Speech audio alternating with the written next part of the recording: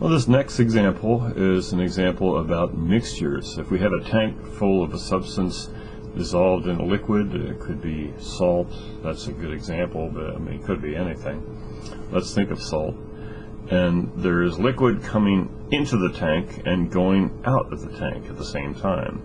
If we represent the amount of substance in the well-stirred mixture in the tank with A, that's the amount that's in there, amount of salt in this case, and R in and R out represent the rate of salt going in and out, respectively, at any instant.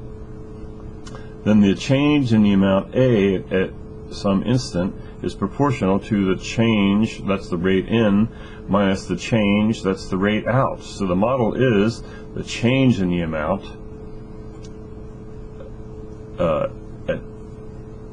relative to time is the change in the amount coming in minus the change in the amount going out.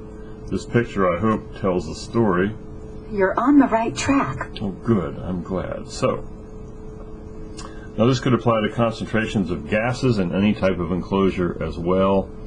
So it's easier to visualize it for me, though, if I think of it as salt water going in and coming out of a tank. To further refine this model, assume we have a 300-gallon tank that contains salt water. Assume that the brine is pumped out at 3 gallons per minute, and brine containing 2 pounds of salt per gallon is pumped in at 3 gallons per minute.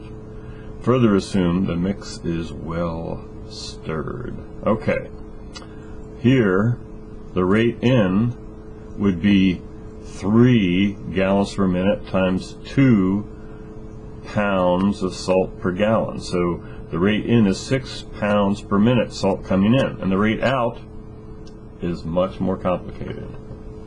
The rate out would be 3, since it's going out at a rate of 3 per minute, but then how much salt is in that? And that would be the total amount of salt in the tank divided by 300 gallons. That would be, see, this was salt per gallon coming in, this is salt per gallon going out.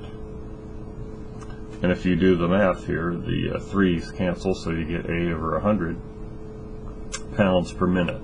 Okay, and note that A over 300, I guess I already said that, is the concentration of the salt in the 3 gallons that are exiting the tank. So here's our equation.